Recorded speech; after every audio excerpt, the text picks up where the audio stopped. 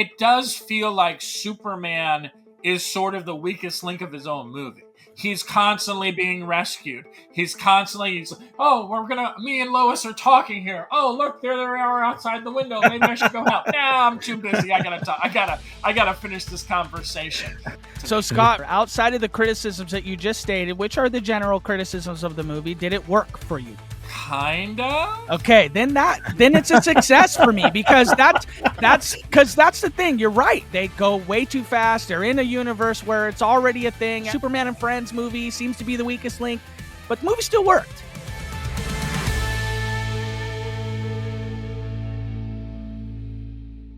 You're listening to All My Friends Are Movie Fans. I am Thomas Stoneham Judge, here to host conversation about what's new and relevant in film with my friends who are movie fans. With Superman now in theaters, I think it's time to assess the state of superhero movies and the state of cinematic universes. Is Superman a beacon of hope for the future of DC films? Will Marvel ever get things back on track? And does Mr. Terrific have nanobot GPS trackers in your bloodstream? I've assembled my own Justice Gang to answer these questions. The friends joining me in this episode are Nerdbot film critic and ForReel co-producer DERRICK Murray. I am a punk rock. Perfect. I also have content creator, editor-in-chief at Washington Wrestling Network, and ForReel fanboy Matt Beck.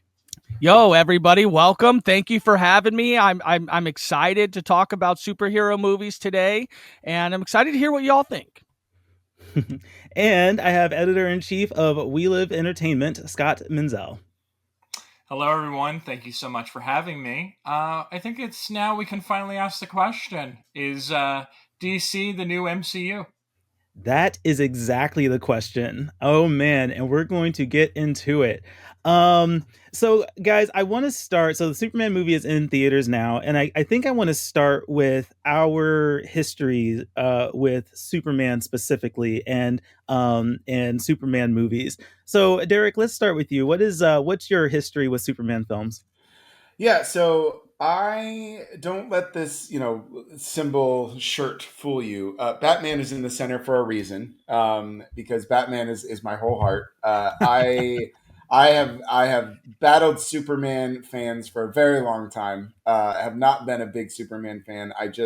There's a lot of things about the character that I just find kind of whatever. So I've always been very touch and go with that character. I don't get really excited. My girlfriend and I are on opposite ends, and so when we went and saw, I can't even believe I'm going to invoke this movie so early, but when we went and saw BVS, I have like a Batman onesie. She has a Superman onesie, and so we kind of showed up to the theater that way. So she's like full on Superman. I'm just kind of like, I can take him or leave him. I think there's some pretty good iterations that when he does kind of cross over into some of those other worlds that I really enjoy. I tend to have a really good time with it when it's like that. But yeah, Superman is one of those characters that I've just always been able to kind of take or leave. So it's kind of surprising that I actually enjoyed this one as much as I did, given that it's a superhero. I literally went because it's my job to see the movie, and that's a movie everybody's going to talk about. Because otherwise I probably would have skipped it. I mean, I'm glad I saw it, but yeah, Superman is just not something that's indelible to my childhood. So. Mm-hmm.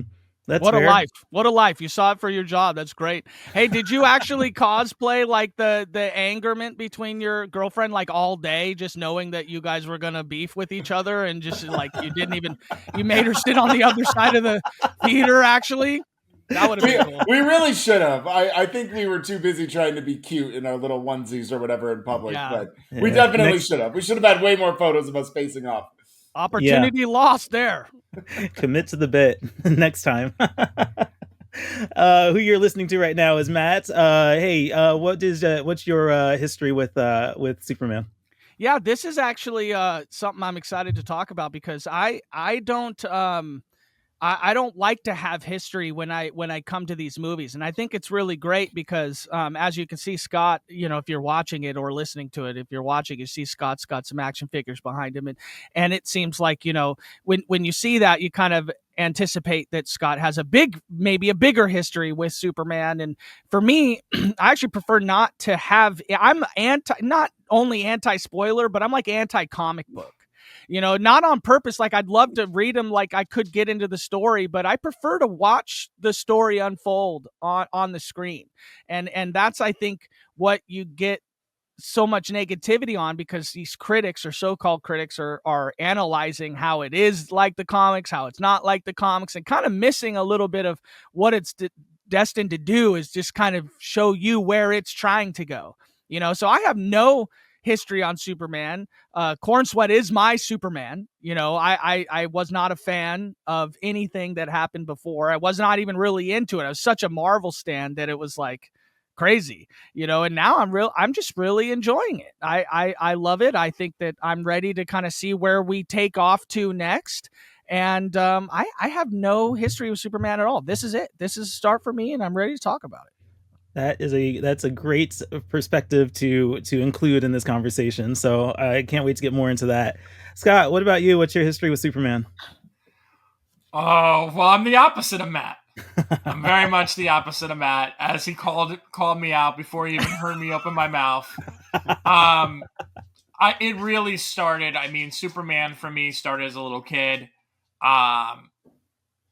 Obviously, Nick at Night, if you remember that channel when that was on cable. My mom grew up watching Superman, George Reeves playing Superman. I grew up on watching that show, along with a lot of other 50s and 60s sitcoms and TV shows. And I have watched all of the Superman in some version, whether it's been on TV or film. Some I've been more committed to, others. Obviously, I've always been more of a movie guy. So Christopher Reeve was, the pinnacle of Superman for me. Which I think you're going to get a lot of people who are probably 40 and up are going to say that was the Superman that kind of like defined the superhero genre, so to speak, on the big screen. And then you had all those other different versions, of course, lastly with Henry Cavill being in the Man of Steel suit. So I'm very well versed in this. I also happen to spend in my side time a lot of time with the cast of Smallville, so I know a lot about that realm as well. So I would say I'm pretty well versed in the movies and TV side of things, but when it comes to the comics, I have to say not so much. Mm-hmm. All right. Yeah, I'm also not very familiar with the comics. In fact, Superman's not a hero that I have followed all that well. I Matt mentioned him being a Marvel stan, and I think that was the case for me too. When the Infinity Saga was rolling out, and Marvel was just firing on all cylinders. I don't need DC. You guys, you don't have that cohesiveness that I like in the Marvel movies, and so I spent a decade following the MCU and caring about MCU characters. I think I find it very interesting, and this is kind of the genesis of this conversation. I find it interesting where we are at now with the MCU compared to what DC is now doing with their superhero movies, and I'm sure we all are going to have thoughts on that. So I appreciated what we got with the Superman, and I can't wait to hear the rest of your guys' thoughts on this Superman movie. Matt, you and I got to experience it in IMAX at the. He was holding my hand in the theater. Yeah, it was very cute. You guys, it was very cute. Yeah. So Matt, why don't we start with you and talking about how you felt about this Superman movie and your reaction to it. Yeah, I really loved it. I did. I thought it was a good, heartwarming story. You hear the masses right now kind of, I think, overstating and overplaying it a little bit, just for how like good of a person this Superman was. I get it, guys. I understand he is not the Man of Steel Superman, which was a little different. But I think that it's really understated how much this film is made for the family, and the younger kids. I took my daughter to it. I mentioned this offhand before that, she's 11. She's finally into, the superhero stuff with me, because when I started watching Marvel, she was too young, probably didn't get it, didn't understand it. And now, obviously with the help of crypto and stuff like that, with Superman, which I'm sure we'll talk about crypto here coming up.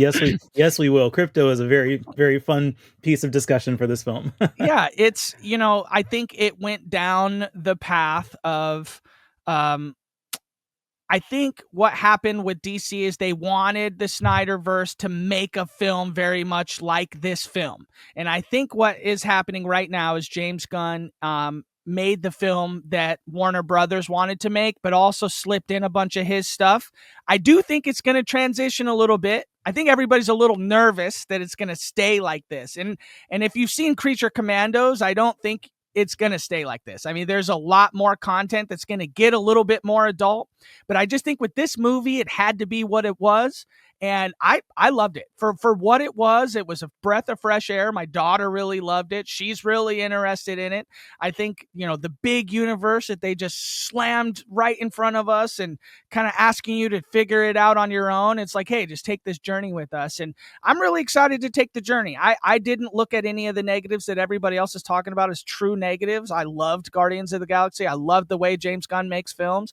I understand that you're coming off a Henry Cavill Superman. I understand where we are coming from, or where Marvel's at right now with Fantastic Four. You're about to see a completely different city destruction movie, here pretty soon, which is, you got a lot of it in Superman, and you're going to get a different take of it in Fantastic Four here in a week or so.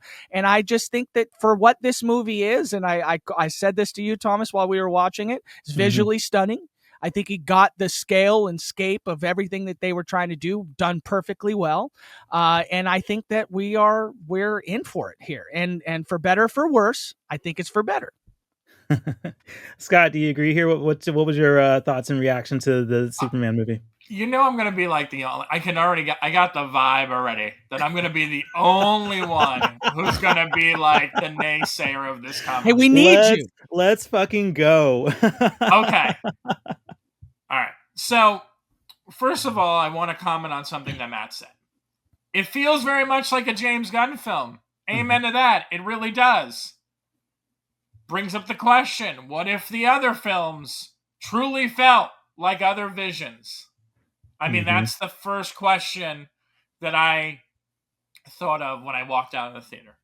I heard so many of my colleagues around me saying, oh, it really feels like a James Gunn movie.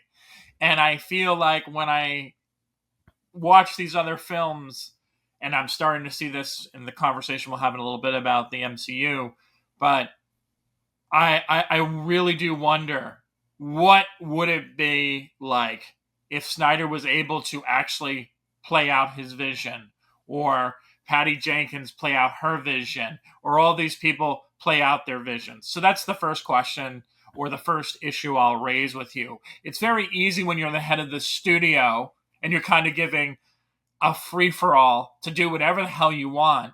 And honestly, even if you all like this movie, and I'm sure you did, you got to have a couple nitpick issues with this movie that Absolutely. You can tell that, like, no one at DC was like, James, I'm not really sure I like this scene. I'm not really sure this needs to be in this movie. It sort of feels like everything James Gunn's wanted was there. It was in this movie, and no one said, you know what, James, we have to take this out. We need to shorten this. To me, it feels 100% like a full creative control. That's what I'll say there. In terms of the movie itself, the reason why, and again, it goes to what Matt said. So I'm sorry, Matt. I'm gonna keep. No, let's talk, because I feel like me versus you with a little bit of Derrick and TSJ in here, because I feel like, because I will, and I don't mean to pause your thought process right there, but I had not seen Man of Steel until I just watched it like 2 days ago. It's unwatchable for me. Really? It's literally unwatchable. It's like, and I watched it with my daughter, like, cause we got to watch this. We got to get some sort of like where we came from to understand where we are now. And I'm 45 minutes into the movie and I'm like, this is boring. And it doesn't give me what I want. Now, that could be my take on it, very much so, absolutely.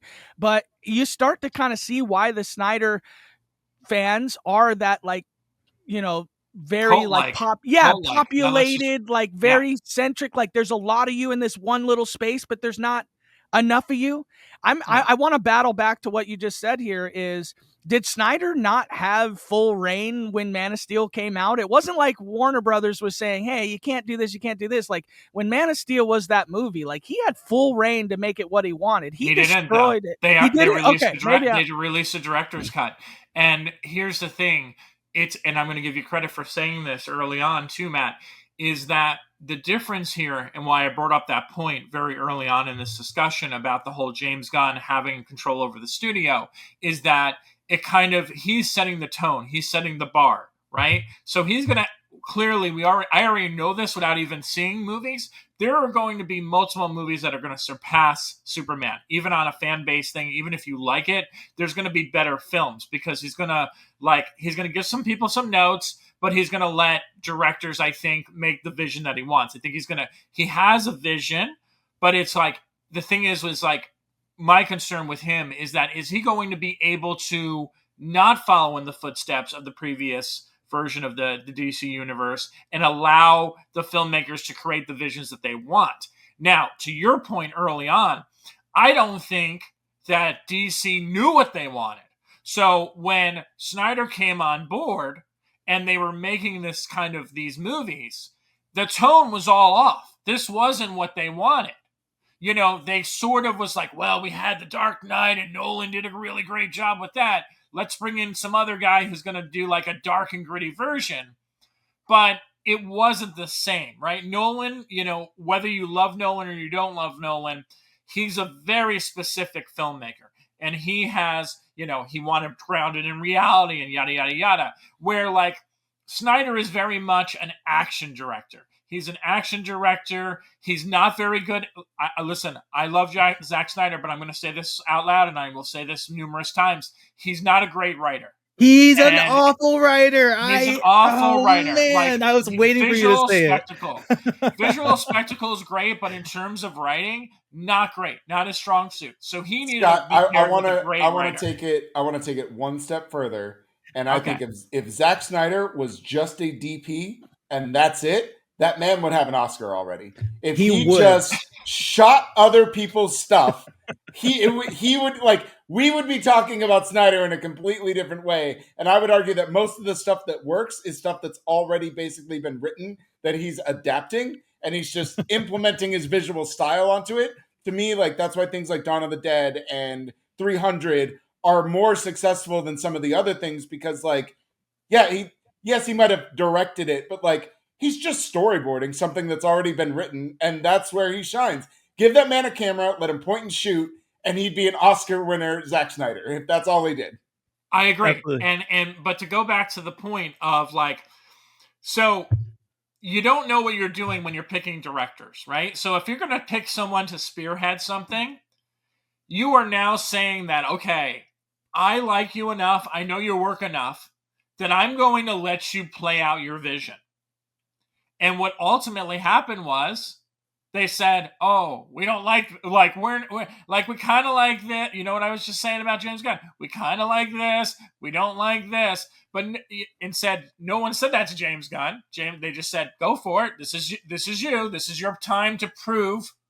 And instead, they immediately interfered. And this is not news to anyone. This has been a topic of conversation for a decade at this point, if not longer.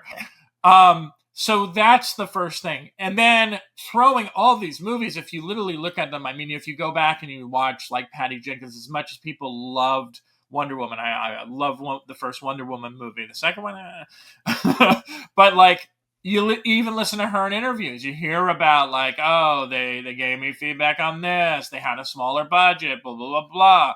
And you kind of start to see that unravel throughout the universe. And then, the pinnacle, of course, of all this madness is the Justice League, where, Zack Snyder unfortunately did have the family passing and he steps away. And then you have Josh Whedon come in and kind of play Frankenstein with the movie. So It's crazy. But again, just to Matt's point, I don't think those were ever the movies they wanted to make. And I think they kept trying things. They found something that worked here and there. You know, the first Shazam, I remember, we all remember, right? Like, first Shazam, first Wonder Woman movie received a lot of critical buzz. People really liked them. It kind of had like the you know, it had the seriousness, but it also had the playful tone to them. Audiences responded better to them, but they never could get theirselves back because they never really had a consistent plan, which again was one of the things that MCU always had. They sort of had a groundwork to lay and they knew where they were going. With this, they sort of had Snyder in the beginning, then they didn't really like what Snyder did, so they started to interfere, then they started to interfere with the other filmmakers. They didn't really have a clear path. They just knew that we had to get to this Justice League movie, and then they messed with that, yada yada yada. So this Superman to me is like you said, it's a fresh start. An overcorrection, is that what you want to say?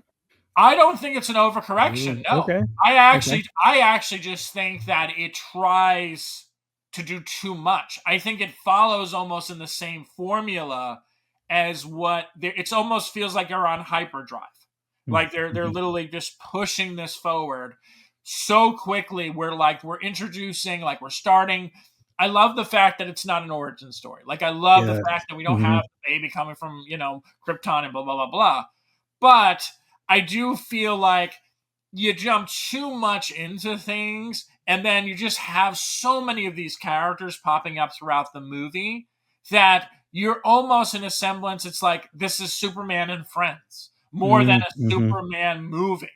And I also feel, and this is a common criticism that I've seen for those who have been critical on it, is that it does feel like Superman is sort of the weakest link of his own movie. He's constantly being rescued. He's me and Lois are talking here. Oh, look, there they are outside the window. Maybe I should go help. Nah, I'm too busy. I gotta talk. I gotta finish this conversation. There's a war going on. You know what? Nah, I'm not gonna interfere now. Let me sit over here and let them do it. There's so much of that, and then crypto. As much as we all love crypto, crypto. How can you not love crypto? Right. But at the same time, it's like, really, how many times does he have to save the day? So it's a very strange moment that even like Lois and Mr. Terrific, like everyone is saving his ass. Like it's so weird. So Scott, real quick, just a yes or no answer. Outside of the criticisms that you just stated, which are the general criticisms of the movie, did it work for you? Did the movie still work for you? Kind of. Okay, then it's a success for me because that's the thing. You're right. All the criticisms you are saying are correct. They go way too fast. They're in a universe where it's already a thing. Superman seems to be it's Superman and Friends movie seems to be the weakest link. But the movie still worked. And go ahead, Thomas. This is such an interesting conversation. So Derek and I, we just had a conversation with the team on Superman. And so if you haven't seen this week's episode of This Week on ForReel, that should be live. You can go take a look there. But Derek, why don't you give your perspective? Because I think you have a lot of thoughts on this movie that kind of echo both points that Matt and Scott make. So what was your reaction? I was going to say, I can insert myself here because I'm kind of like almost right in the middle. And I actually have a lot of the same criticisms that Scott has. I think even my title of my review was like, this is a big, beautiful mess. Like, this is just like, this movie as a whole is truly Gunn unhinged, for better or worse, right? To kind of your point, where it does indulge some of his best sensibilities as a filmmaker. And there are things that he does that I really, really enjoy. And I actually think they're perfect for not just Superman, but a Superman that we could use right now. That kind of vision, that kind of vibrant, bright, hopeful type of hero. I think Gunn does very well. But I also think that this also indulges all of his worst tendencies and imbues some things onto him and onto his filmmaking style that does allow it to be a little overstuffed. And to Scott's point of him just having zero oversight, I think the film does get away from him a lot, actually. I do think that it's very overstuffed. There is a lot going on. I think we talked about this on our other podcast too, but like I think the second act is where things really kind of come off the rails. I think that's, anything that whole pocket dimension sequence, I just think is, I think I understand thematically what it is you're trying to communicate. But the whole time I just felt like we can do this in other ways. We can tighten this up. There are other ways to get this stuff across that does not need this. And you essentially, not only do you remove Superman from the board for a large portion of that, but when you bring him back, it is just all of his friends doing all of the work. And that's part of it is fine. Like, it is entertaining, but I have most of my issues all kind of center in the second act. So I do think that it is overly ambitious. But I also think that it is a lot of fun. And I still walked away from it feeling like that is good family fun, blockbuster entertainment. And that's really what it's trying to be. I think bypassing a lot of that origin stuff, I adored. Like, I loved that we're just thrust into this world. And you don't need to explain to me what a metahuman is. You don't need to explain to me what Superman is. You don't need to explain to me why Lex Luthor hates. Like, I don't need any of that. Like, just drop me into Metropolis as it exists, and I'm good. And I do think that allows Gunn to not have to explain why there's a Justice Gang, why there's a monster, and nobody seems to care. Like, that's good. I like that kind of stuff. But it does get a little away from himself. I love Crypto as much as the next person, but I will grant that his saving Superman gets way too repetitive. And again, that's in that second act, right? You can bookend it, and you can let him save him at the very beginning, and then let him save him at the end. And that's like the perfect arc for a dog. Like, that's all you really need. But it repeats 3 or 4 times within this Act 2 section. That's just kind of like, oh man, like, so to Scott's point, like, just rein him in a little bit. I think it ultimately still works, and I think it's still a very fun movie. But all of those criticisms are also valid. So if you walk away from it like, yeah, that's closer to like a 2.5 to 3.5, honestly, you're right. But if you also walk away from it being like, nope, that's 4 to 10 out of 10, like, okay, yeah, you're right as well. Like, so the only time you're wrong is if you're on the wrong side of history and your criticisms are like, it's super woke. Okay, well, then you're an idiot. You're an idiot. That's not valid at all. So that's funny. Well, I just want to comment on the 2 things you said: the Pocket Universe and Crypto, or 2 overused things, apparently, or per what you just said there. Both are actually key plot points that will further into the universe, though. And so that, I hear the criticism on that in the singular movie, but as we continue down, even into Peacemaker coming up here in just 2 months, a month, you will see the Pocket Universe, or that is a plot point, and then Crypto will continue on into Supergirl. So I think that I understand why there is a little more of that than maybe not.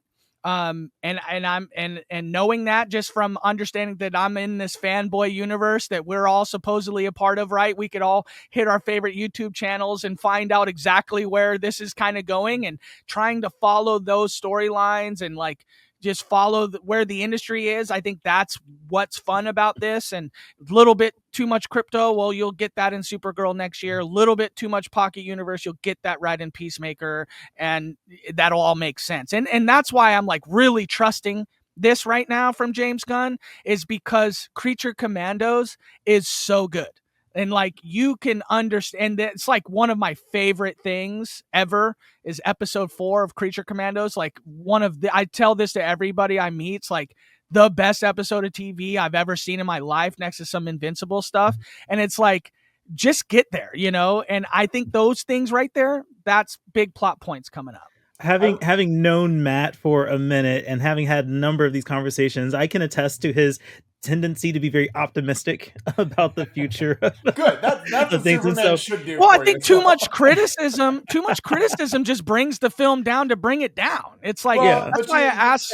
And that's fair, but you also have to understand you're literally on a podcast with 3 critics. No, I get that. And I understand that. And none of us. So, and I think one thing I will say is like, you're on a podcast with 3 legitimate critics that, we are not people that go into, we're not influencers. We're not people that go into movies with the intention of hating it. That's never, and I think for both of us, like even with Scott being a little bit more on the downside, like you can, I read his review, like he's got all of those criticisms, but there are positives in there. He's giving a very like balanced understanding of like, hey man, like all of this stuff worked. None of this stuff worked for me. And ultimately, I came away from it a little bit more down. I actually think we have very similar reviews. I just happen to come out a little bit more positive on it. And that's our job, right? Like, our job is to hold some of these filmmakers accountable, and really just, give our perspectives on what we're noticing. This is going to kind of transition into what the second part of this conversation a little bit, but I do like what Scott was talking about with the vision. I think this is fine if Gunn wants to take over for this particular movie and kind of level set and give a baseline for this is what the DCU will be. But I also worry about are you going to give the reins to Craig Gillespie to just do the Supergirl the way that Craig Gillespie would do a Supergirl movie? Or are you going to hand it into Gunn? Gunn is going to gun it up and give it the Guardians of the Galaxy treatment. And now you get a James Gunn presents Craig Gillespie's Superman. And Supergirl. And I don't want that. And I think one of the successes of the MCU at the very beginning, they didn't do that. We talked a little bit about it on our other show, but like, you gave Iron Man to Jon Favreau, and that is 100% a Favreau film.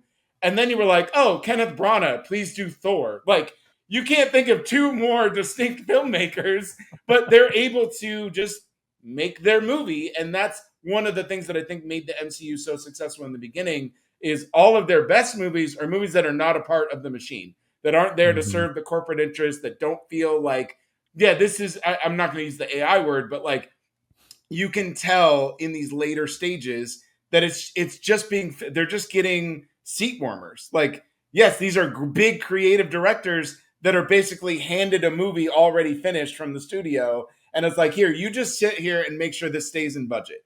And that's not creative control. And so I think there's some apprehension of like, this is good Gunn, but give me Gillespie, give me whoever else is coming down the pipe.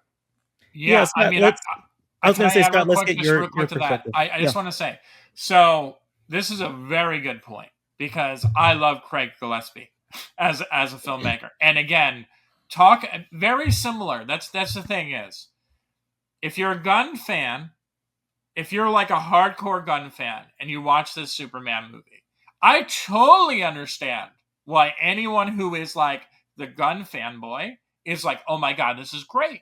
I totally get it, because it really does feel like him unhinged, doing whatever he wants.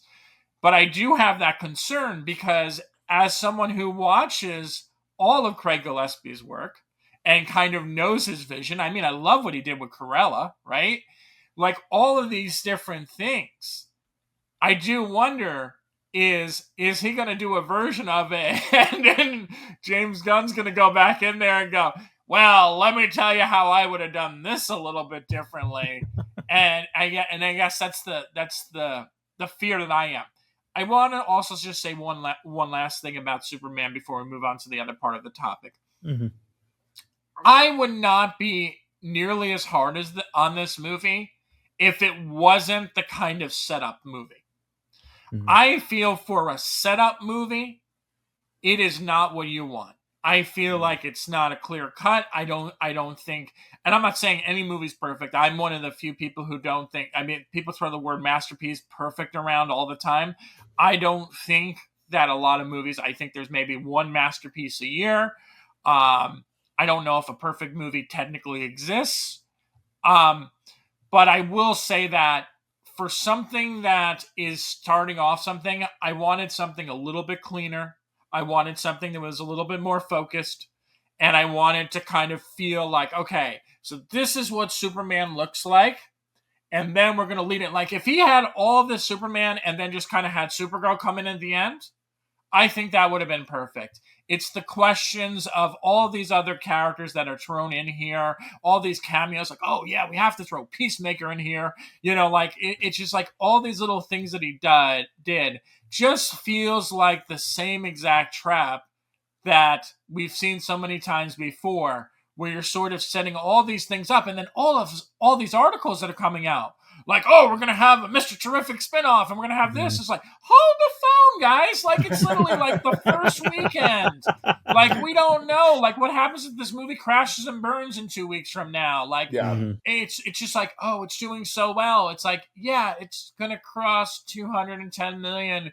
It still needs to, regardless of what James Gunn wants to say in the media, it still needs to cross $600 million to be profitable. So, like, I understand, like, you don't want to feel that pressure, but the reality of it is that's how movie industry works. Like, you have to double the budget and then the advertising, whatever you spend on advertising. And let's be honest, they spent a shit ton of money on advertising for this. Yes, they did. Improperly, if I might add. Well, so it's interesting. I think the advertising for this film, they could spend all the money they wanted to on advertising. What got me in the theater was the press tour. Honestly, if it was just the press tour and you did not show me any trailers, I would have been there. Like, this chemistry with this cast, like, heck yes, I want to see what that looks like on screen. So they probably could have saved a few bucks if they had just done the press tour. Because that absolutely sold me. But what's interesting, so we have Superman in theaters now, and it'll pretty much dominate theaters for the next week and a half until the next superhero movie that comes out, which is the other half of this conversation, Fantastic Four. And I am so concerned for Marvel because I just want them to have two good movies in a row. Like, is that possible for you, Marvel? Look, I was a big fan of Thunderbolts. I liked the groundedness of it. I liked it being more self-contained, like really getting back to basics of superhero filmmaking for Marvel. But you know, we're also in this trend that I've experienced of like, okay, your guys are on again, off again. This one was good. Is your next one not going to be good?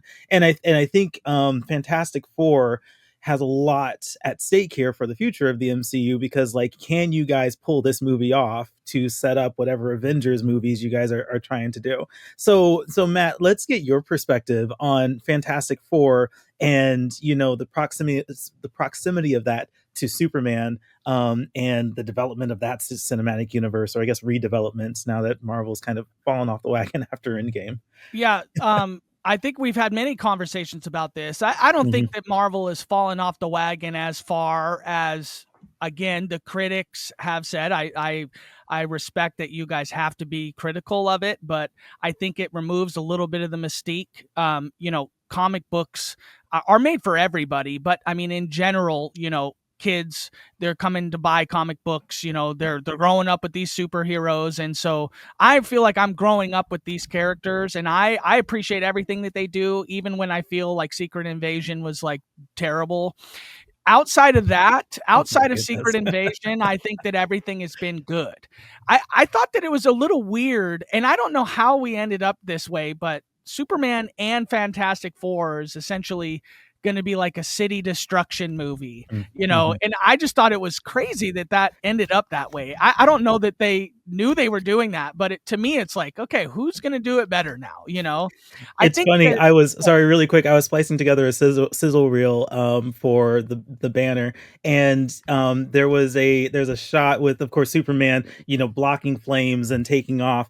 But Fantastic Four also has the flame guy who's taking off in flames, and I'm like, oh, this is looking a little too... If I put those two clips together, it looks like the same film, and I will have studio heads after me shutting down my website if I have Superman looking like Fantastic Four. So, like, it cannot put those two clips together in the sizzle reel. So. Yeah, I don't know how this ended up the way it is, because I do think that, I mean, I love the way that Superman was edited, and it looks great. Like, I thought Snyderverse was over CGI'd. Like, in my opinion, it didn't feel as real as this Superman movie felt to me.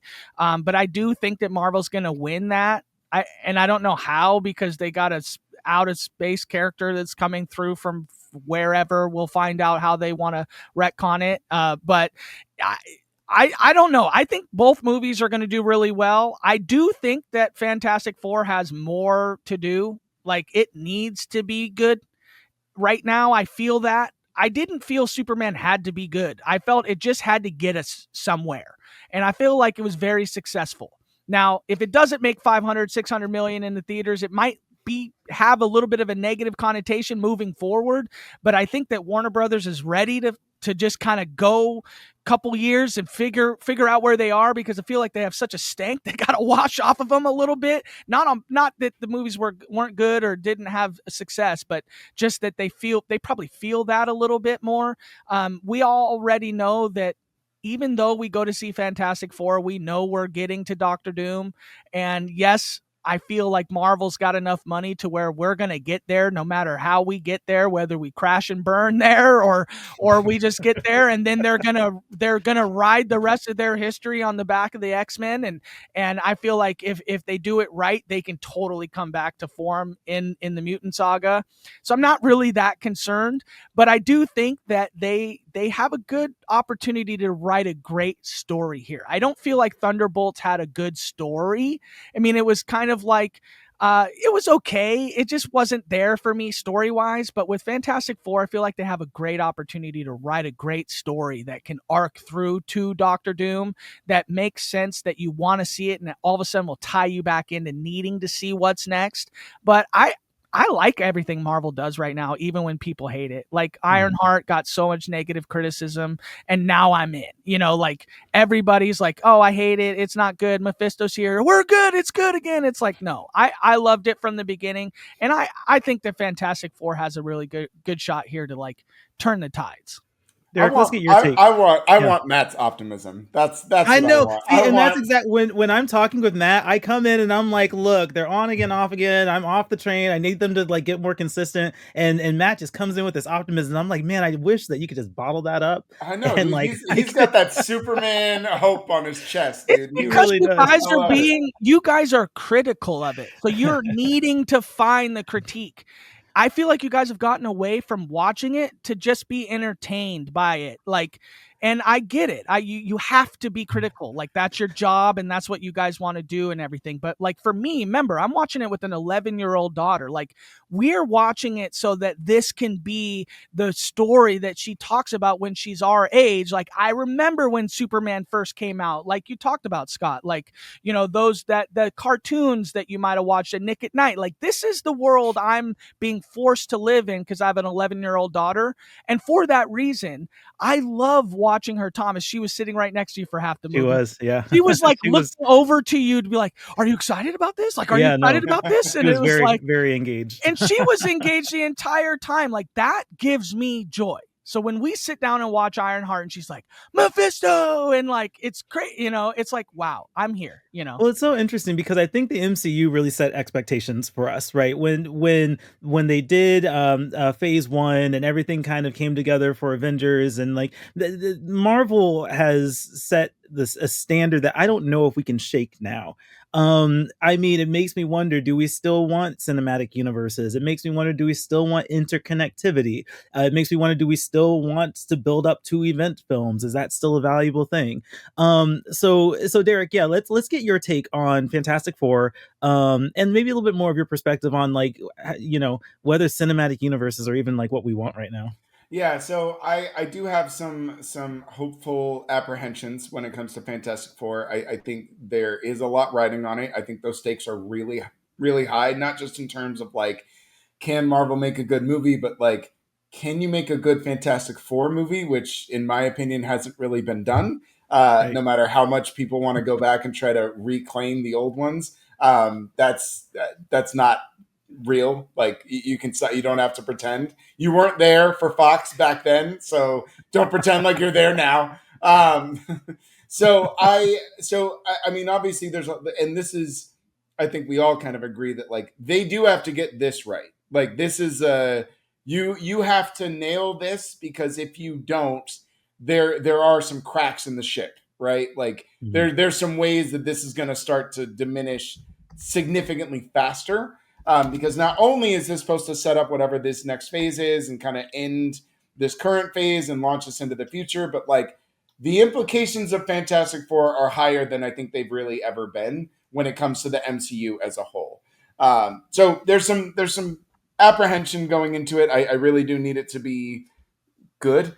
But when we talk about just kind of the MCU and really the DC universe and just interconnectivity, I think one of the things that I've really always kind of stood by is what has made the MCU so great. We touched on this a little bit, but what has made it great in its great time is they made singular movies that happen to connect. And now we are living in this age where that's reversed. Everything has to connect first. Whether or not the movie is good doesn't matter. It needs to connect to this larger picture. And granted, they got there over time, but like I mention this all the time, but like you can just watch Iron Man. It really doesn't matter what comes after it. You can just, honestly, you could even just watch Winter Soldier. And while that movie has a lot of connective tissue to it, like it's a spy thriller first, like it's a political spy thriller first, a connected comic book movie second. And those are the things that they used to do really well. And I think that comes a lot with them just trusting their directors and allowing them to kind of execute whatever vision or singular vision that they have. And now, really, since post Endgame, it really hasn't felt like that.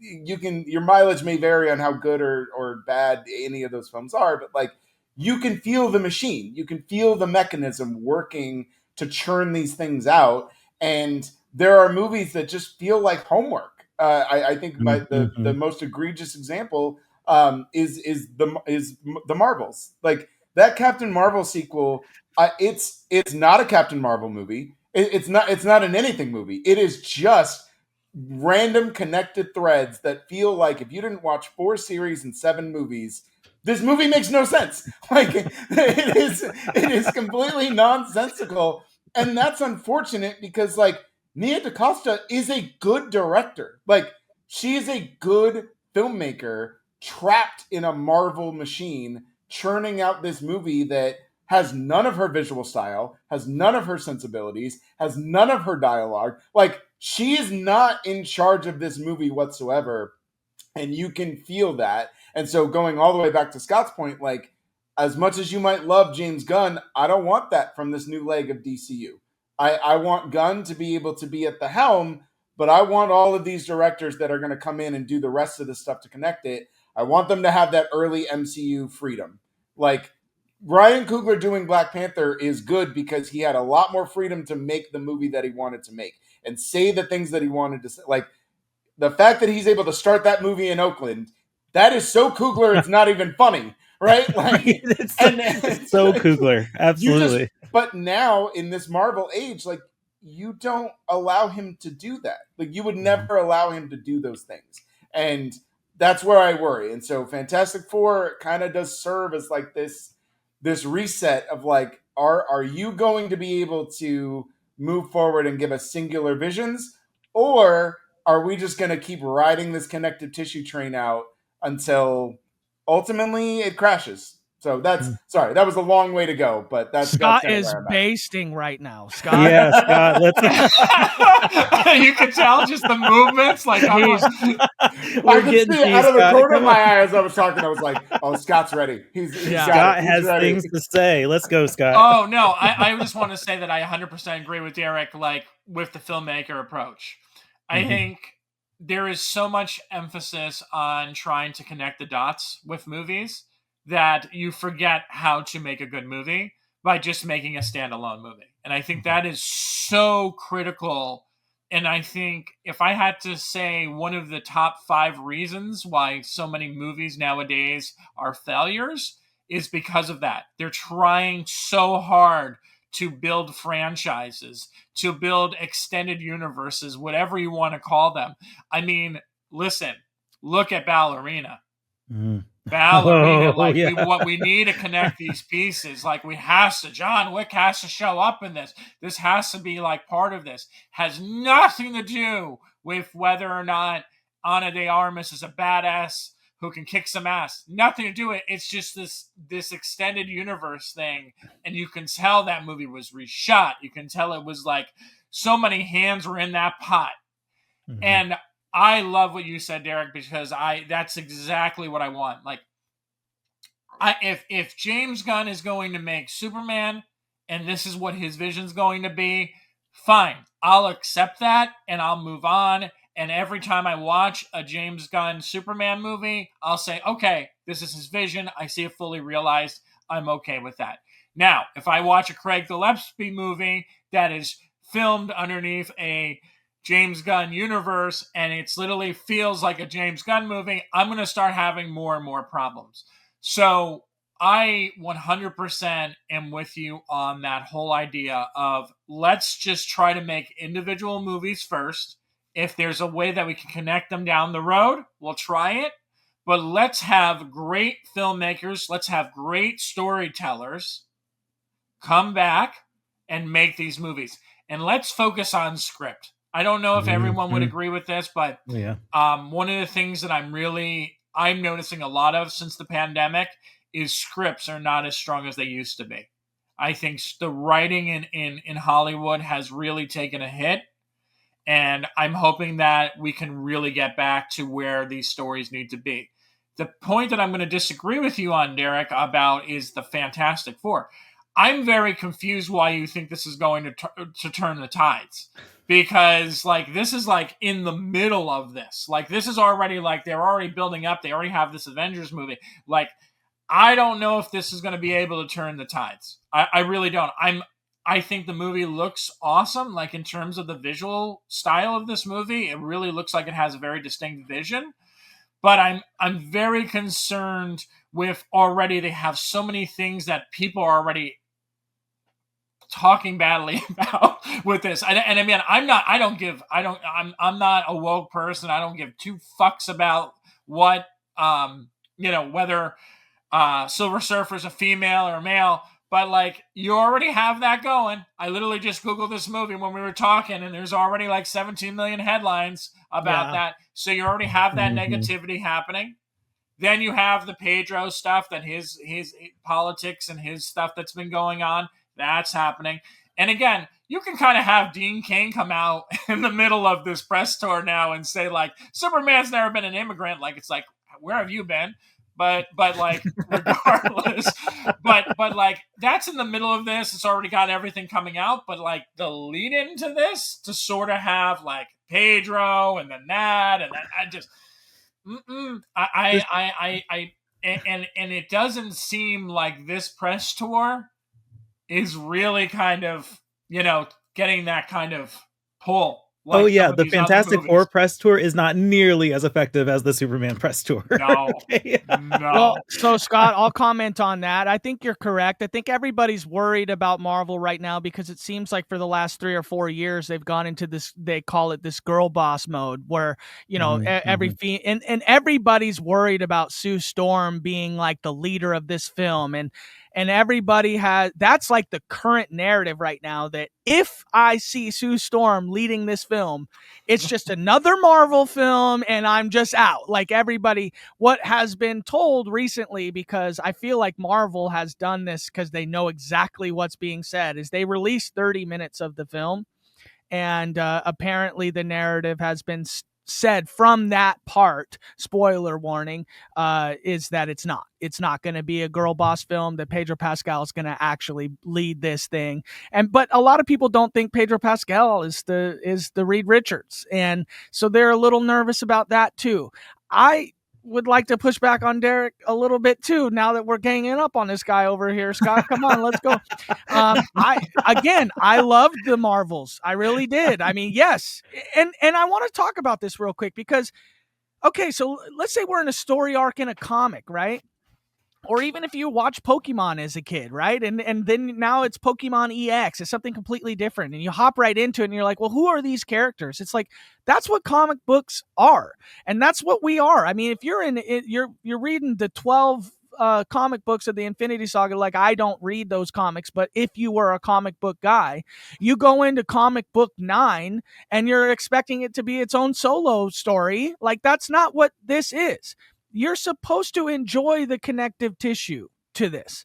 I understand that you are upset that individual filmmakers don't get to make like an individual film, but the part of it being connected is also why I'm here. It's what brought us to these films, and I love that. Yeah, this is an interesting point because I think I'm going to split the difference here when it comes to interconnectivity. And I was thinking about this, like, why did I enjoy the Infinity Saga so much? And I think that connective storytelling was something that I really, really liked a lot about the Infinity Saga, and how, everything was kind of connected to each other. And that is great when you have a plan for that. What we found out after Endgame is they did not have a plan for after Endgame. It's so apparent, like their thought process ended at Endgame, and then it just kind of became this scramble to rekindle this magic that they made over, those, what was it, 23 movies, when they didn't have a plan for it. And I will just never understand how I got to the Endgame and I just thought, all right, this is perfect. All you have to do now is introduce the multiverse. And once you introduce the multiverse, I, as a viewer, can go down the track of the good movies and really enjoy the good movies, and then throw the shit movies over into this branch of the multiverse. Like, it's so easy to do, right? You have an impervious system for, like, your good movies are kept in this part of the universe, your bad movies are over here, and there's still kind of the connectivity that you can very cleverly play with. And they just didn't do that. Doctor Strange in the Multiverse of Madness is where I fell off. Like, you guys got Sam Raimi to make a horror film and just meddled in everything. You could see like the glimmers of Sam Raimi, and then you could see the shackles. Because that movie had so much potential to just be a really, really good like horror action movie. But man, I could just see Mickey Mouse ears on that movie. And then I think to your point, Thomas, and I think Scott kind of agrees with this too. But like it's not that we're against movies interconnecting, right? So I want to kind of be clear on that. Like, I like when they do. I don't have a problem with having interconnected films. But when you pit something like the Marvels, which is fine, like I there are parts of that movie that I do think are really fun, but it's like you can't just watch the Marvels. Like, you can't just put that movie. I mean, maybe you can, but generally, no, you can't. If you did not watch the Miss Marvel TV show on Disney Plus, if you didn't watch that and shouldn't Secret watch Invasion and Captain Marvel and all of those things, like it. And so I'm not asking that everything stand alone. I'm not asking to do away with connective tissue. What I'm asking though is there shouldn't be an assignment, right? It shouldn't feel like I shouldn't walk into Marvel's and then be like, damn, I don't know what's happening here. Like that to me, I just feel like I'm fine with interconnected tissue when it's done correctly. And this one just feels, to Thomas's point, everything after Endgame feels listless. And I respectfully disagree. I respectfully disagree. And it's not that like I don't hear what you're saying. I absolutely get it. But it's like they put it out here for you to consume. Like it doesn't have to be homework. Like, just watch it. Like, don't get to the Marvels movie or the Marvels movie without watching this stuff. And if that's not where you're at with the MCU right now, like you may not enjoy it as much. And if you're watching it and you don't understand it, then you got to go back and get a little homework. But that's fun. I think that's a criticism. I think it's a criticism of again, to Scott's point of just the script writing, because he's absolutely correct. The overall vibe in Hollywood is content versus creation. And I think that's really where things kind of fall off for me. And I'm not saying that you can't enjoy that. You absolutely can. But the Marvels, Captain America, Brave New Worlds, Quantum, whatever, most of the TV series, Quantumania, those all feel shame on you. Those all feel. I hated. Oh my goodness! Don't even get me started. But it's fun. It's not a great movie, but it's a fun watch. And if you kind of get the idea, it's fun. Kane's first entry. Content, and I don't like content. So I get it. That's where it comes. Here's where. I guess maybe what I was getting to, and I'll make this point really quick. The homework thing. I don't mind doing homework when I enjoy the homework. But I'm looking, and I was mentioning earlier, the kind of on and off. And when I look at phase 4, right? I see like Eternals, which I didn't care for, and then I see No Way Home, which is great, and then Multiverse of Madness, which is terrible, and Love and Thunder, which is terrible, and then we get Black Panther. And so it's so hit or miss. Like, do I want to go do this homework? And Phase 5 is literally bad movie, good movie, bad movie, good movie. Quantumania, Guardians of the Galaxy Volume 3, The Marvels, Deadpool and Wolverine, Captain America Brave New Shit, and, and Thunderbolts, like just on and off. And like, if you have a winning streak, like, you can, I'm not saying every movie has to be great, but like, we're at like 50% success rate here. Like, do I want to go do that homework? I enjoy them. I think you're being generous saying 50%. I think I am too. I'm like at a 20%, 25% at this point. I want to just comment on something that Matt was saying, because I think it's really, really important.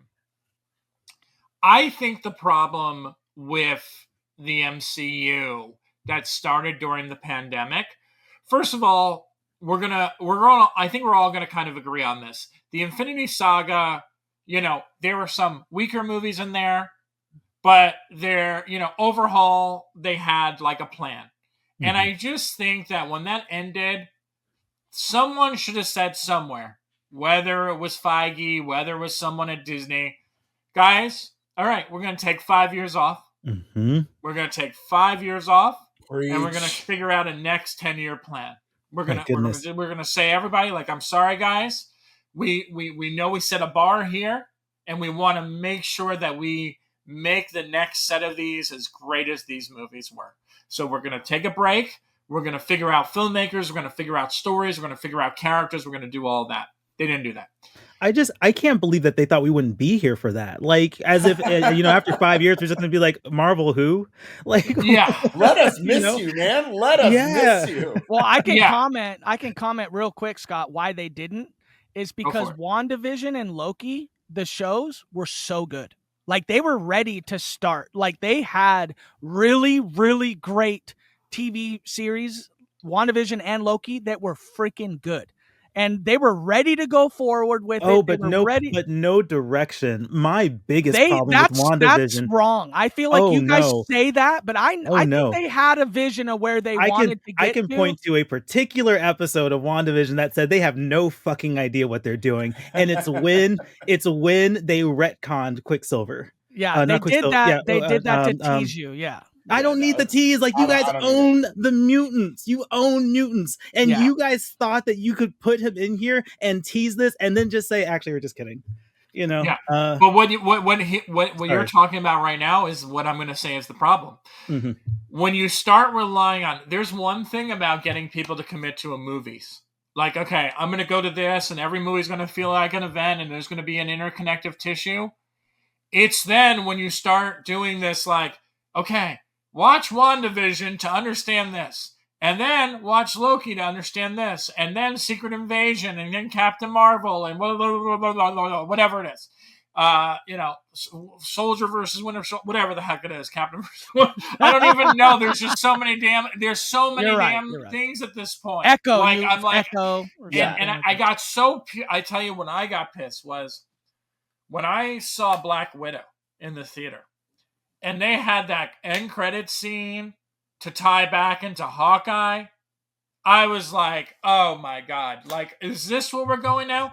You can do that. Like, the CW, again, not great overall, but like, that's what you can do. You can create 2 cinematic universes, right? One for television, one for film.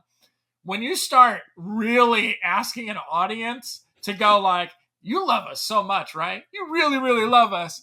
Like, I want you to watch every one of these TV shows and don't miss an episode, no matter how shitty they are. And then you're going to go see all of our movies, no matter how shitty those are either. You're like, what is going on here?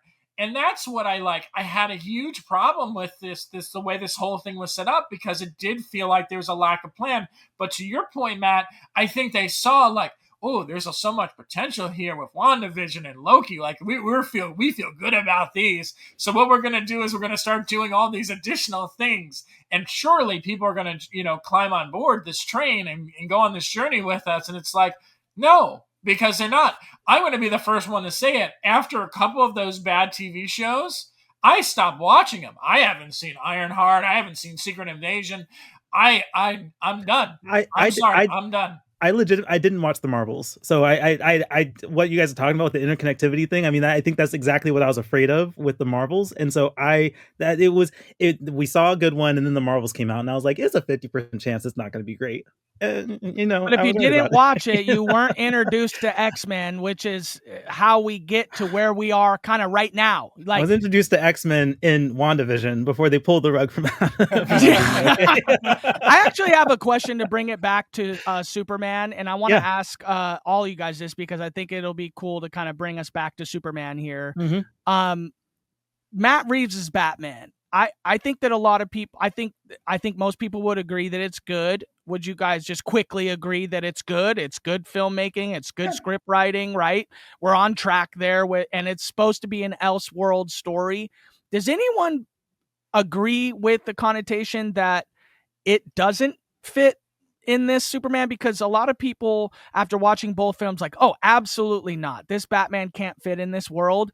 But I think it's actually a big swerve that this is going to be the Batman of this world with Robert Pattinson, even though everybody, James Gunn and everybody, has talked about how it won't be for Brave and the Bold. Does anyone believe that it's actually a swerve and that Batman does fit because they are so uniquely different films, or do you just want it to stay as an Elseworld? Scott, go ahead. I don't think it's going to be the same. I really don't. I will say this the same way that I felt about Superman. I appreciate every different version of Superman for what it is. I think the movies, the TV shows, they all are as good as the writing and the directing that are attached to them. And same thing can be said about Batman. I mean, I think Val Kilmer's even an okay Batman. I think it's just the movie itself is what really kind of hurts the overall performance and everything else. But I do think him is a good choice. And I think we all kind of, depending on when we grow up and how much attachment we have to these things, like Michael Keaton, like everyone always says, Christopher Reeve's my Superman, or, Michael Keaton's my Batman. And those are the two that I would resonate with the most. But I totally understand if someone comes out like now and says David is my Superman, or, it depends on when you fell in love with these things and when it really connected with you. But Robert Pattinson in that alone, like, I think those are standalone, very much like what they were hoping like Joker was going to be. I think it needs to be a standalone thing. I really don't think that it can connect. And I think that's okay. I think, again, I don't think we need everything to connect. And I think you can actually have separate movies. Like there's actually a world, that used to happen where you can actually have movies that are made about notable characters that everyone knows and not have them connect inside a universe. I think that there's a way to have both. And I would love to see that actually happen. Well, it's happening. Derek, what do you think? Yeah, I'm a Scott on this one. I actually think that, and I hope that they really do just kind of let those two trajectories just go off on their own path. When you do Brave and the Bold, just make it a different Batman that fits whatever this overall DCU world is that you're trying to create. It's okay. Like, we've had so many Batman iterations that it's perfectly fine to have two different actors embodying two different versions of the same character. Like, that really is okay. And I'm perfectly fine with living in that world. So for me, I would love to just ride this other Batman train, make Batman 2, have it be completely independent of everything that's going on here. I think the Penguin is another fantastic example of how you can expand that world without needing it to connect to everything else that is attached to Warner Brothers. Like, that's just a damn good season of television. That it happens to take place in Gotham, okay, like, that's fine, but like, it's just a good series, and it doesn't need to have all this other, like, there was no part of that in after watching Superman, there's no part of me that thought like, oh, but how does Penguin fit into this version of Gotham City and Metropolis? Like, I don't care. Let them ride out their own trains and go in their own forks. So I want it to just exist on its own. And I will follow the Batman trajectory, and I'll follow whatever the DCU Batman trajectory is. And that's fine with me. Yeah, I would agree. I don't think anyone's going to be confused at like, why is there a different Batman? Like, that's just not. We're a little more intelligent than that. It's interesting though because, and I don't know what point I'm speaking to here, but it is interesting how I can apply that to Batman, Superman, and DC. Like the Joker, we have so many versions of the Joker, and that's perfectly fine. But I don't know, like I can't even get on board with Sam Wilson being Captain America. Still heard about it, huh? I am. I'm sorry. Well, It's just not working for that's me. because they did him wrong and they put him in like one of the shittiest movies to come out in the last 10 They years. really So did. They really that's- did. But I think about that same sentiment in Marvel world, and I don't. Yeah, it's kind of harder. It's harder for me to imagine. I mean, I guess even X-Men did it, and that was fine. So yeah, I don't know. I think maybe to Scott's point, it's just at what point did you fall in love with these characters? And so replacing Iron Man with a different Iron Man is just like not. It doesn't work in my head. But also, what would be the problem with that if there was just a standalone Iron Man movie? I don't know. But I guess that leads me to the question of so with Superman, what's interesting is I didn't really go into it as a setup film. I kind of went into it as a standalone. I know it's setting stuff up, but like I guess I didn't think about it that way just because I'm so cynical about cinematic universes right now. But it does make me wonder. A question to the group is, what do you want from a DC cinematic universe going forward, with this Superman being the start of it? I think Derek kind of nailed it for me. I think maybe we share the same thoughts on this.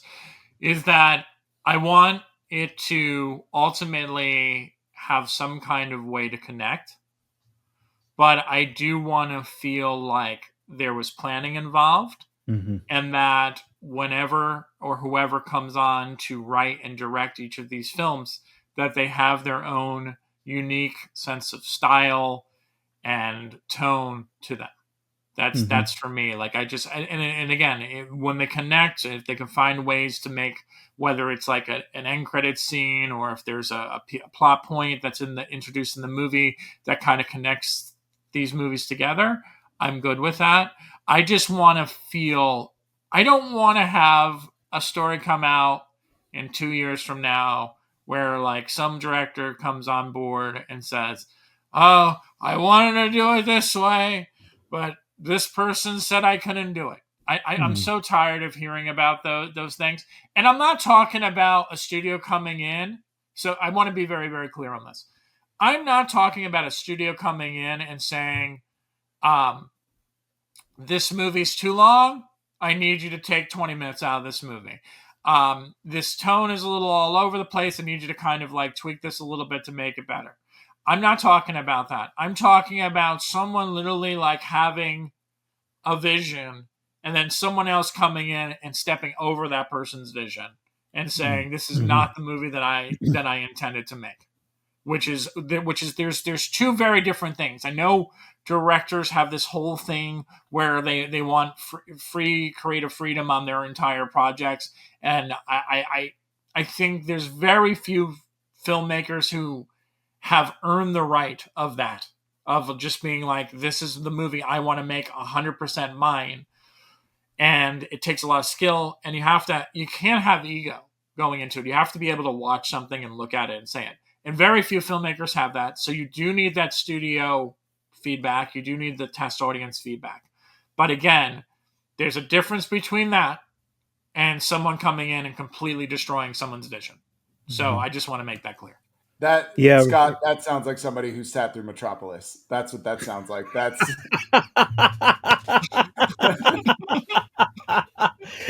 I never actually. And I apologize for that. That's a horrible sit through. I never actually got around to that movie. I just took your guys' words for how. Listen, if you really need to experience it, then it's time for Thomas to go full real buzz, crack open that whiskey at 9 a.m. and just blackout before it ends. But I will echo Scott's sentiment. That's really what I want. I think Superman does some pretty good things in just at least establishing the world. Whether or not all the pieces fit together can largely be irrelevant. I think there's still valid criticisms to have, but ultimately, this is a good starting point to just say, this is the world that we have created. These are the rules. These are the heroes. This is where we are coming into this world. So for me, I want all of these other creatives to be able to operate their vision within that established chronology, or whatever, within that established lore. But I want those visions. I want Craig Gillespie's Supergirl. That's what I want.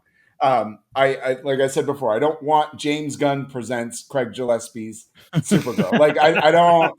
That's not the movie that I want. Like, you've already established that Supergirl exists. We already have kind of seen what she kind of looks like, and now let Gillespie take the reins, man. Like, the guy has a good singular vision. He knows how to tell a story, and even if your mileage varies on how those stories are told, like, when you're in a Gillespie film, and that's what I want. I want whoever's going to be taking over, I want them to be able to do what they want to do and be able to walk away from it with, like what Scott's saying, where it's like, yeah, the studio just said, hey, we don't need 2.5 hours, make it 2, right? Like, this scene goes on a little too long, we got to cut it. Like, those are good notes. You do need that. And the studio doesn't get everything right. Like, that's why you have director's cuts, and sometimes those director cuts are better, and sometimes they're not. Sometimes you can watch a director's cut and just be like, wow, man, that studio really made your movie better. And look, the example we always can go back to is the original Star Wars. Like, the original Star Wars is better because the studio came in and was like, bro, you cannot release this film. Someone else needs to edit it to make it make sense. And they did, and now it's one of the greatest films that we talk about all the time. But like, you needed the reins, and you see it with George Lucas in his second trilogy or whatever. Like, yeah, when he doesn't have anybody to tell him no, things just aren't as good. Regardless of whether you liked the prequels or not, like, they're not as good because there was nobody to come in and be like, Lucas, you can't do this. You gotta move some stuff around, and it was just a yes man. So I don't want that. That's essentially I echo a lot of what Scott's saying, but like, let directors do what they need to do, and then you can do a stinger in the end or whatever, or just say, hey, it's got to exist in this world that we've established, but you can this world is now your playground. So play around and do what you got to do. I think those will make for some great films, and I think that will extend that future out much longer. I think the DCU will survive longer if you do that regularly. And I think you'll have much better films that come out. They'll make sense when they connect, and they'll make sense when they don't. And you'll just have a lot of really good films made by a lot of good storytellers. And I just want to add real quick one thing to that. I think we've also forgotten that what makes movies great is that it's unique storytellers and unique filmmakers, right? People who are doing, and you don't need everyone to like everything. And this is a big problem that I think we don't talk about enough, is that not every movie should have 100% Rotten Tomatoes, right? Not every movie should be universally loved. Like, you should have these. And again, maybe this is the whole point of this stream, is that it showcases that Superman is not a perfect movie, but everyone takes away certain things from it, and it promotes discussion. And I think if you have filmmakers and you allow a filmmaker, and you're going to have, again, the fanboys, the fangirls, whoever, who are going to be like, oh, I love James Gunn, I love Craig Gillespie, I love Tim Burton, whatever the director is. If you allow those filmmakers to truly shine, you're going to always have those people who are going to go to bat for it. So I think you can't. The thing is, when you're creating characters and you're creating movies like this, you can't be so. And I think that's where the Snyder Bros, sorry bros, that you got lost, is that you can't just rely on the whole thing being a singular vision. You have to say, okay, this is Zack Snyder's movies, and I agree with you that he should have had his free reign to do whatever he wanted those movies.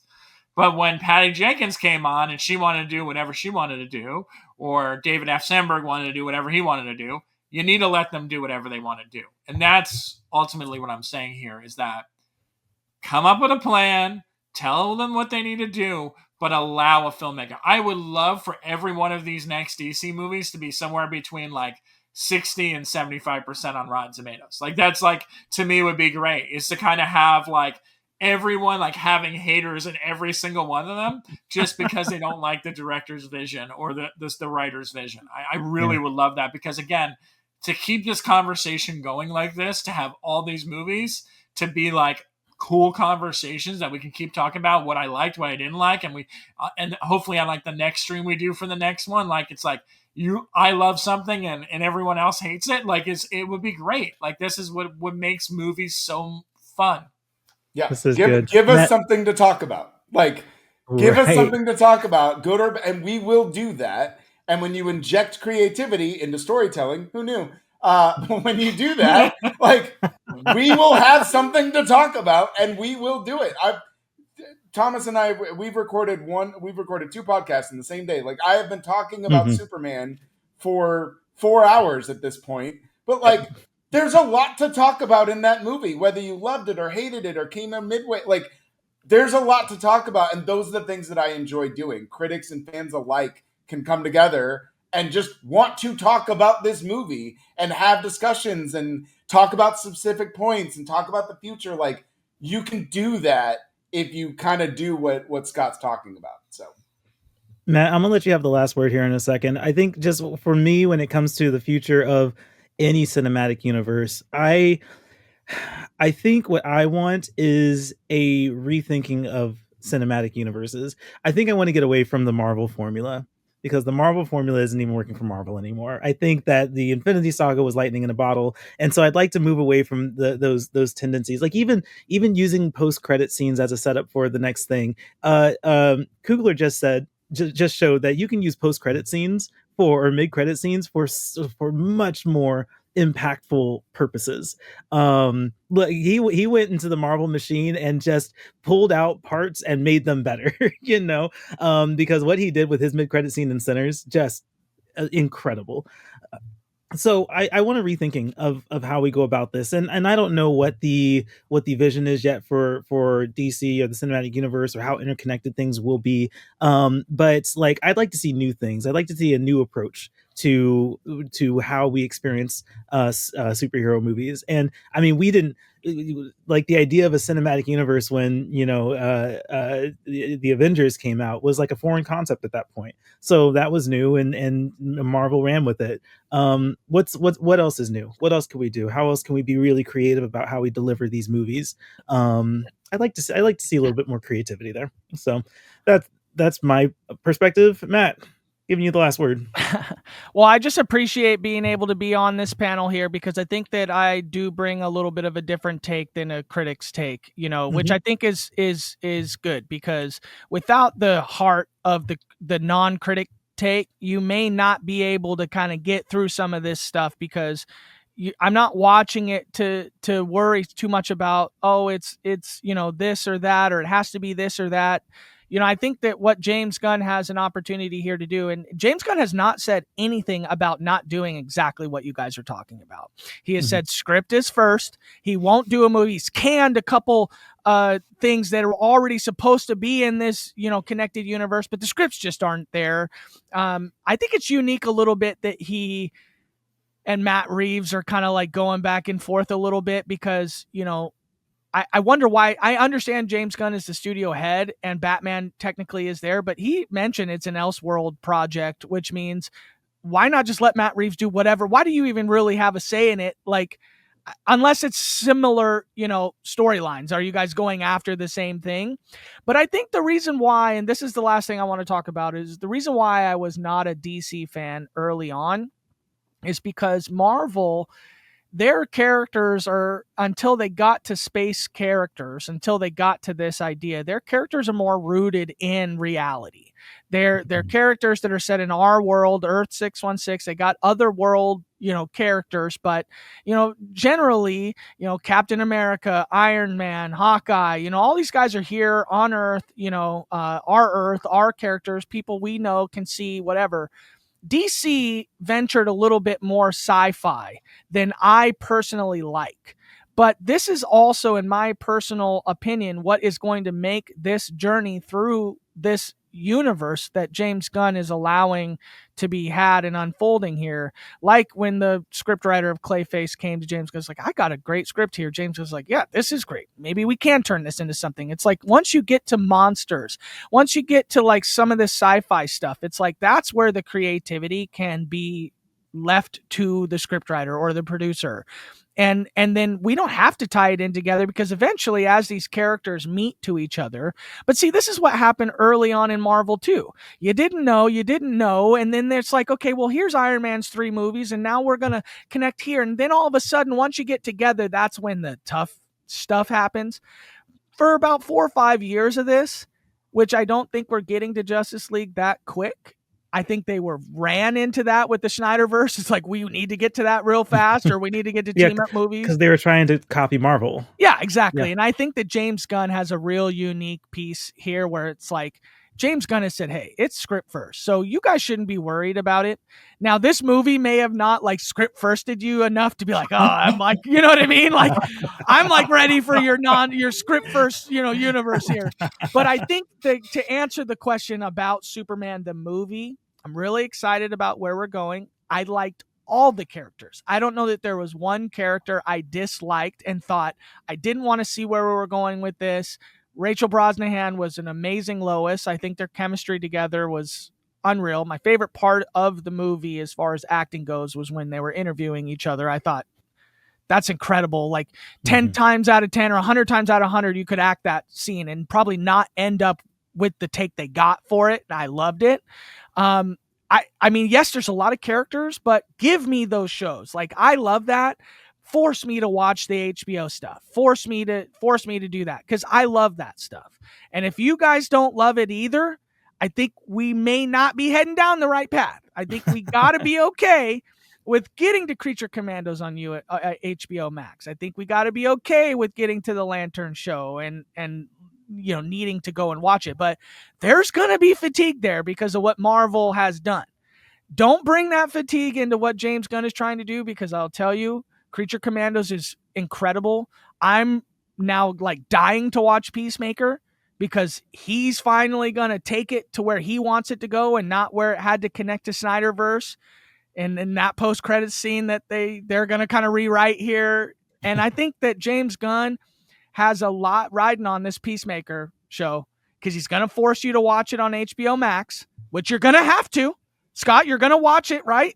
I know. Yep. You're gonna watch it. I saw the trailer and I'm like, oh, we put the characters in it. Yep. There we go. And so with that being said, we are just a month away, and actually 2 weeks away. We get to come back here, hopefully, with this panel and talk about Fantastic Four in 2 weeks. And then basically 2 weeks later, 3-4 weeks later, you get Peacemaker. Maybe we can come back and say, are you already fatigued, by needing to watch an HBO Max show?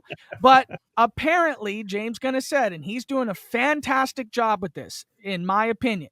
He's telling you that Peacemaker is going to show you where he's going to go with this. Sit back, watch it, and then right away, next year, you get Supergirl. And so we'll find out here in just a year's time if he's going to let the director direct a freaking awesome movie. And I think that Supergirl has an opportunity with the story they're going from the comics to be a completely different film than Superman.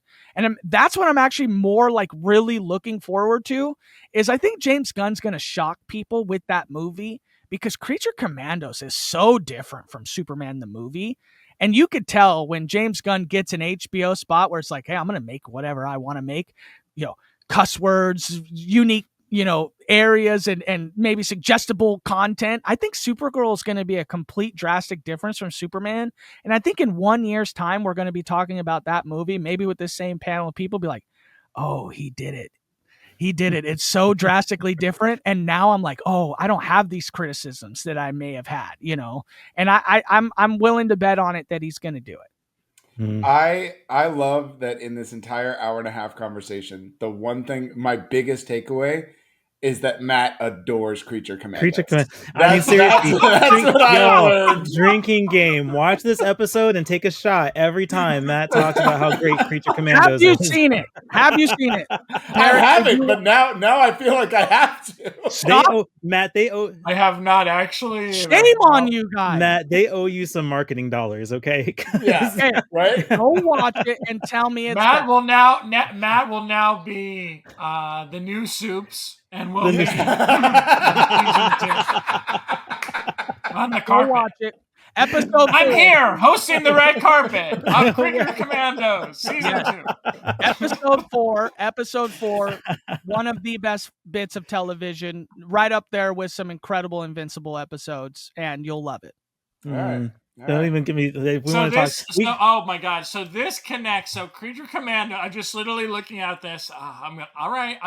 This is easy. I can go back and watch this after the events of the first season of Peacemaker. So this is we're already getting this connective tissue, like he's saying. So it's like Peacemaker, then this. Okay, all right. I have heard good things about Creature Commandos, and so I do intend to watch it. But yeah, we'll tell me who your favorite Creature Commando is after you watch it, because essentially what the movie is or what the TV show is every series is a different like origin story of each of the characters. And so when you watch but in an interconnected central timeline, because they're all being put together as like this task force, and that's actually Rick Flag is the leader of that task force, and Waller is the kind of how they set it up, and Rick Flag's in the Superman movie. So it's and if you didn't know that, I was even telling you that, Thomas. I'm like, that's Rick Flag from Creature You Commando. did mention that. That's true. How does this, and that's what sets up some of this, like, it's basically America trying to meddle in a lot of stuff, and that's what it is. So it's cool. I would like literally when we come back for this Fantastic Four, you better have watched it, and I'd love to talk about it. All right. We'll watch. How many episodes is it? It's like 8, 7, 6, something like that. Yeah, anywhere between 4 and 12. Basically, he's lying to us. It's basically Gossip Girl, and there's 26 episodes. It's actually 7. It's 7 episodes. Yeah, just so 7. Everyone knows it's 7. All right, I can knock out 7 episodes at some point. Yeah, they're under an hour. They're under 30 minutes too. So yeah, this. Okay, all right, okay. I can knock that out. We got it. We got it. We all got it. We got it. We got our homework. There's our homework. I really just appreciated being on here with you guys. I think it's a rousing conversation, just like that. We're an hour and 30 minutes in, and I know, like Derek mentioned, it's something to talk about, and it's good stuff, good content. If this movie bombed, it would be tough for us moving forward, because it's led these conversations for so many years, and Superman needed to do well. And I mentioned to Thomas about this. It's called The Great 8. I have a thing about movies, The Great 8. It's an 8. I mean, there's things, right? It could be a 79% of Rotten Tomatoes. To me, I think it's 80%. The things you're talking about, the criticism you're talking about, definitely bring it down from 100 for sure, but it's a great 8. It's a fun movie, fun watch. Let's see where it goes, and I've got my money riding on James Gunn. Lots to discuss, so I think this is a great conversation. I appreciate all you guys joining me here. Let's wrap it up with some plugs. Scott, is there anything you want to plug before we take off? Oh, just go to weliveentertainment.com and you can read my Superman review. Next week, you can actually check out my... I did a 12-minute interview with Jennifer Love Hewitt for I Know What You Did Last Summer, which will be dropping on the Awards Buzz YouTube channel and website. That's awesome. Very it's a great cool website. I'm on it right now. It's fantastic. Thank you, sir. Matt, anything you want to talk about with Washington Wrestling Network? Nope. It has nothing that pertains to this, but I'm excited to be here, and I want to bring the fans' take to this, because I think that's some of the stuff that's missing with some of this critique. A lot of people channels that I watch and stuff like that, it's full critique. It's critique 100% of the way. Now, some of it's fanboy critique, so it's like, okay, you're going to enjoy it because you loved Superman as a kid, like I didn't. So I get to watch this and tell you how a real fan, like who's adopting this gets to watch it. And like I said, Corn Sweat is my Superman. I'm really excited. It's my daughter's Superman. We're really excited to kind of get through this and see where it takes us. And I'm just excited to bring that take to some of this critical nature. And I think it can be good. I think it was, I didn't say anything you guys said was bad. Hopefully you didn't think that I thought the same about anything you said, but go watch the Marvels now, maybe. And I'll watch Creature Commandos. Look, I'm not sitting you through got us Marvels. on Creature Commandos. Yeah, I'm like, nah, sorry. All right, I was trying to. Ooh, I tried step to too spin far. my good favor a little bit further down the line, but we'll start with Creature Commandos. Oh, that's funny. Derek, anything you want to plug before we take off? Yeah, you can find all of my reviews at nerdbot.com. Obviously, check out ForReel. We've got a ton of content together there. So all my friends are movie fans. ForReel podcast. Snubbed is back. We're gonna do a new episode here pretty quick, and then we actually did just relaunch for audio. We just relaunched our Jack of All Nerds. So we'll be doing those shows. Whenever we can get back together. But lots of stuff coming. Nice. Very cool. Yep. Of course, like Derek said, you can find all of ForReel's content at thisisforreal.com. ForReel, of course, spelled FORREEL. All right. That's it. Thank you so much for tuning in. This has been All My Friends Are Movie Fans, a ForReel original podcast series. If you're a movie fan, be one of our friends too. Connect with us at the links in the description. And until next time, we will see you then.